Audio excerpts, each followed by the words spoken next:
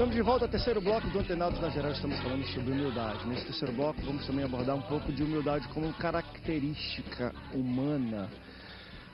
Primeira coisa que é bom a gente pontuar, e acho que foi falado por ambos pastores, que humildade não tem nada a ver com a ausência de dinheiro. Ou seja, humildade não é ser pobre ou ter carência de coisas físicas.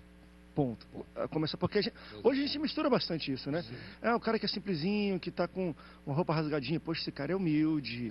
Depende, vai conversar com ele e pede R$1 emprestado para ver se não emprestar. Né, às vezes até mais miserável do que, enfim, tem muita gente que tem muito dinheiro também, é mais miserável do que quem não tem nada. Então assim, são duas coisas totalmente diferentes. Claro que a humildade te aproxima mais de quem tem menos, vamos dizer assim, né? Você se apresenta como uma pessoa mais acessível e às vezes a condição financeira de como a pessoa anda, se porta, por si só já afasta as pessoas. A gente tem que ter muito cuidado também nesse sentido de como é. Deixa eu começar pelo âmbito coletivo, para a gente falar de humildade.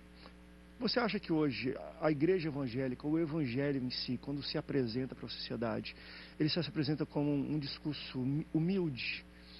Ou ele... eu tenho medo, às vezes, da gente ser um atrativo, não pela humildade, mas vou na igreja por quê? Porque estou ruim de dinheiro. Então quero ganhar dinheiro porque quem está em Jesus é bom, é próspero, é tudo. Eu tenho um pouco medo, às vezes, da gente ter um discurso que não é humilde, é um discurso muito de anti-humildade, pelo contrário, né? Vocês, como é que vocês sentem? A gente tem um amor humilde? A gente estende a mão mais do que a gente aponta o dedo? Como é que vocês sentem isso? Eu penso que sim. Eu penso que a igreja pratica isso, sim. É claro que tem os desvios, tem as exceções.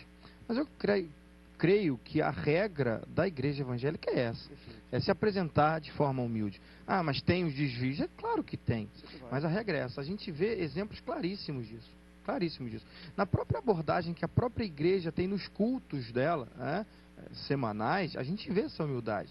Uma igreja essencialmente cristã, uma igreja que exerce o amor, a piedade, nós vemos essa humildade. No relacionamento entre as pessoas, sem fazer nenhum tipo de acepção, tratando as pessoas, na própria ação social, né? Mesmo abrindo parênteses, a humildade não está ligada diretamente à falta, à carência, mas assim, nós vemos a igreja exercitando humildade no sentido de abrir mão, muitas das vezes, do que tem, de um tempo, do Natal. A gente viu isso no final do ano passado, uma igreja lá na Zona Oeste, uma igreja batista que fez isso, foi para a Cinelândia, e fez um banquete, assim, uma coisa maravilhosa.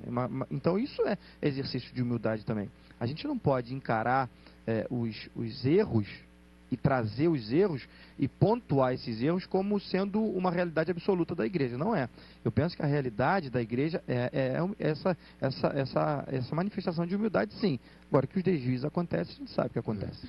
O perigoso, assim, é fato que a igreja eu creio que é uma das poucas instituições, não vou dizer única, né? Porque única eu falo, a gente propõe em termos de salvação, né? Apresentar a Cristo, mas outras instituições também mostram, né? Agora, uma das poucas que mostram realmente essa questão onde, pelo menos tentamos, ou existem igrejas sérias que fazem isso, no sentido de não fazer acepção de pessoas e mostrar o ministério. O ministério é o quê? É o serviço. Então, eu particularmente, eu fui impactado quando me converti. Eu estava terminando uma faculdade de administração na época e eu chego, aí eu estou sendo recebido na portaria de uma igreja na Tijuca, foi a minha primeira igreja, e depois eu fui descobrindo. As pessoas que estavam no estacionamento, as pessoas que estavam na recepção da igreja, eram donas de academias, né, em Ipanema, os outros eram um casal de médicos. Então eu falei assim, em nenhum lugar eu vi isso, né? De repente eu vi aquela pessoa me abraçando na semana seguinte, trazendo um livro, queria que você lesse isso, e me recebendo a mim e minha família com carinho. Quando eu fui descobrir, ele é dono de uma das maiores academias em Ipanema. Aí o outro, esse casal são médicos conceituadíssimos. E eu fiquei convivendo um período com eles sem saber aquilo, e eles eram os que mais serviam. E lá pegava água, ia lá no estacionamento. Então assim, isso é bonito, essa é a beleza quando a igreja não perde essa essência. Agora, a pergunta do André foi interessante, que eu acho que ainda nós passamos, muitas vezes, para a sociedade uma imagem, sim, de arrogância ou prepotência.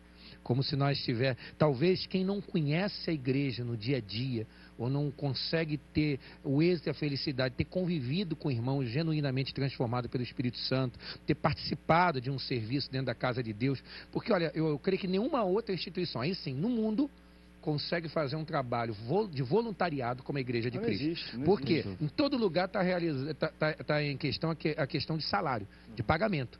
Tanto que às vezes eu brinco lá com às vezes uma secretária da igreja, eu falo assim, tá até aqui essa aqui não tem área extra não. Aí às vezes a pessoa fala assim, não pastor, mas agora estou no amor. Eu falei, amor é pior, porque amor você não tem pagamento, aí que vai ser mais cobrado. Porque se amor você não está esperando nada em troca, né? Então a gente pode exigir, pode pedir. Então assim, e é verdade, porque até o pastor fica às vezes numa situação delicada, porque tem momentos, até quando ele está lidando com alguma pessoa que presta um serviço profissional ou pago, e ele também é da igreja, quando o pastor vai corrigir ou chamar a atenção, não, o mesmo que é o patrão é o pastor, né? E 99% dos casos, a gente tem que motivar pessoas, exigir, cobrar, pedir prestação de contas sem elas ganharem R$1. É uma loucura. Então você tem que ser um artista, você tem que ter muita habilidade de gestão para fazer isso. Agora, eu creio que às vezes a igreja passa uma imagem em termos, vamos dizer assim, uma leitura daquele que não convive, porque eu penso que para você conviver, você tem que estar do lado de dentro, né, envolvido, passa uma imagem como se ela fosse, tivesse um conjunto de regras, de uma solução para uma sociedade, de uma proposta e essa arrogância, às vezes, do discurso, de alguns casos que tem uma dimensão maior, uma projeção maior na mídia, é isso que me faz medo. Por quê? Porque eu creio que a pessoa que não conhece, não convive, a primeira imagem que ela tem, ela fala assim, engraçado, eles não conseguem resolver os problemas deles, e querem resolver os problemas da sociedade, né? Aí eu vou lá para a bancada evangélica, está cheio de corrupto também, aí eu vou para... quer dizer, como é que eles já apresentam uma solução que não transforma eles? Por isso aí de repente eu estou vendo aquele líder que eu conheço, aquele vizinho meu que agride a esposa ou que está traindo. Então, eu acho que o primeiro desafio da igreja, quando ela alcançar uma dimensão, né, na sua voz maior para a sociedade, é mostrar à sociedade o papel que Deus veio para mostrar, se nivelar. A igreja é uma comunidade intrínseca, inserida no meio de outras comunidades. Temos que ter cautela, porque a mesma igreja que nós cristãos observamos, convivemos, é a que o filósofo, o sociólogo, aquele vizinho está observando. E qualquer mensagem que nós passamos diferente com aquilo que nós dissemos, falamos que somos, né, passa uma imagem de falsa ou não verdadeira, e aí tira a característica que a igreja perde para a sociedade, de ser íntegra e ser transparente. Uma vez estava até conversando, e de fato é isso, a sociedade às vezes requer da igreja, às vezes não é nem humildade, tudo, eles falam assim, é coerência. Coerência. O que é coerência? Viver o que você faz. É a mesma coisa, às vezes, de você... Quer ver? Uma vez eu fiz uma comparação, e até bombou um pouco, o pessoal conversou muito, viu na internet e tudo, mas é como se fosse um personal trainer gordo. Então, assim, calma aí, como é que pode? Você quer que eu fique barriga tanquinho e você está... Não consegue? Então, às vezes as pessoas enxergam a igreja assim, olha, ela quer me transformar, quer me fazer sequinho, tanquinho, só que olha para ela, está obesa. Né? Não que isso seja o caso. Eu também entendo, eu participo muito do pensamento do pastor Luciano, até porque eu dirijo muitos debates aqui, e eu tenho medo quando a gente pega um caso que é de mídia, que às vezes tem repercussão, e ele fala, a igreja está... Não, a igreja não está. Você quer saber que é a igreja? Aí sim, vá para os lugares humildes. É isso que eu ia falar. Ali você vai ver o que é a igreja. Onde existe humildade, existe igreja. Ela entrando onde o Estado não entra.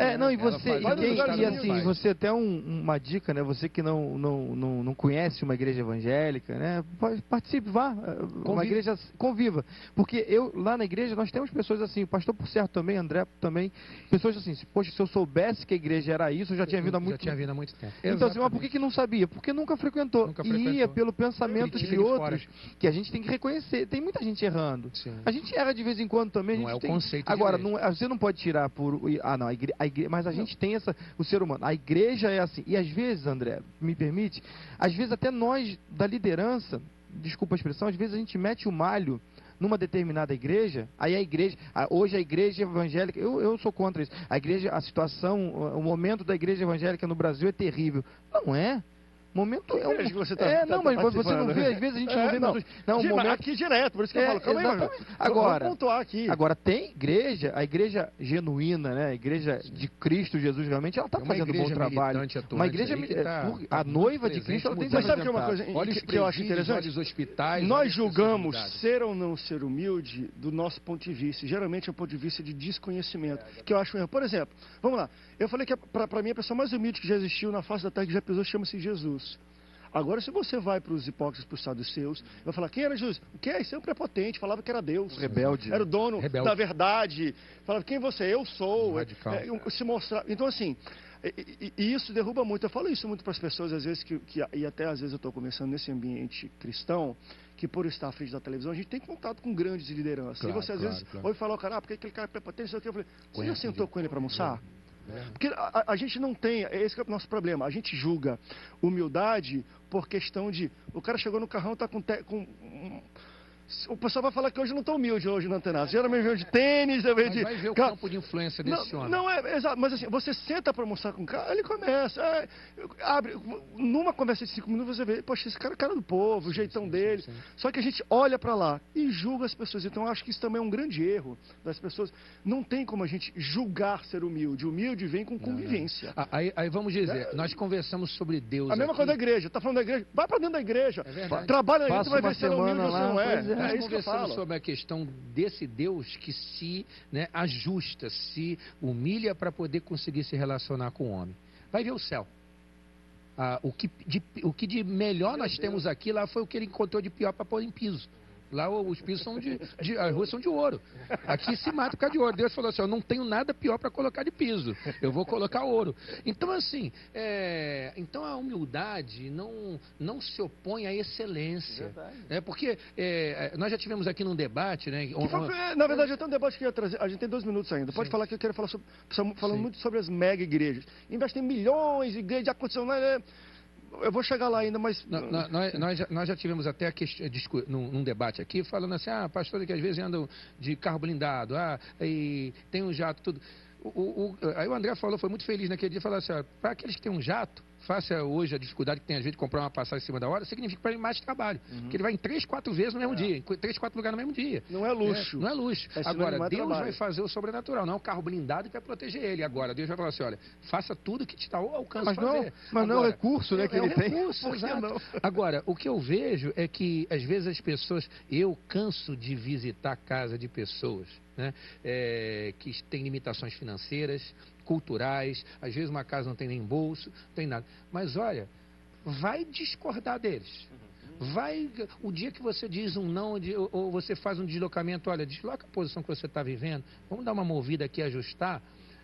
É arrogância, é orgulho. Aí você vê que porque a pessoa não agregou nenhum valor à sua vida, não conseguiu crescer, não conseguiu evoluir. Por quê? Porque nunca quis aprender com os outros que estão mais avançados que eles. Não estão. Agora, em compensação, é o que o André falou. Eu conheço gente que mora em cobertura dupla no Recreio dos Bandeirantes, é uma pessoa acessível, é uma pessoa flexível. Se você discorda dele, ele se quebranta na hora, ele fala, pô, pastor, toda vez que eu vê um negócio, você fala comigo, eu quero crescer, eu quero aprender. Aí você fica, quer dizer, aí isso vai quebrando paradigmas de que é humildade, de que é excelência, né? Então, assim, a gente tem que... E eu creio que, assim, eu ainda... Volto a dizer, me preocupo com alguns pontos, mas eu vejo que a igreja está migrando muito para um lado positivo. Porque eu vejo hoje cada vez mais pastores no isso é altar. verdade. Não seria o positivismo. Não. Eu vejo líderes hoje, cada vez, ele mostrando mais quem são, mais autênticos. Sim. Mais humanos. No passado, até para a gente pregar, a gente tinha que impostar a voz diferente, tinha que ter um gaguete do pregador hoje. Tinha que ter uma transmissão, sabe? de forma... Exatamente. Como ele é. Como ele é. Tem a ver com personalidade, com autenticidade, com verdade na sua vida. E uma coisa que a gente... E isso é extremamente bom, né, pra gente, né? Isso é maravilhoso. Vamos pro break, daqui a pouco a gente volta. Tem que ser humilde aqui também, porque senão a gente vai embora e o pessoal já está reclamando. Mas foi muito bonito uma coisa que eu aprendi agora também. Humildade só é reconhecida e vem com relacionamento. Então, quer humildade mesmo? Se relaciona com Deus, Ele vai te dando humildade, Ele vai te tratando, e com as pessoas também. A gente julga muito, né? Essa também é o nosso mal. A gente, esse cara... Aí quando você senta... Quantas vezes eu, André, já não quebrei a cara, que eu falei mal de alguém, que eu achava... E quando eu conheci a pessoa, eu fiquei 15 minutos, eu falei, poxa, que pessoa legal. Vamos para um rápido break, daqui a pouco a gente volta, não sai daí. O Antenados volta já já.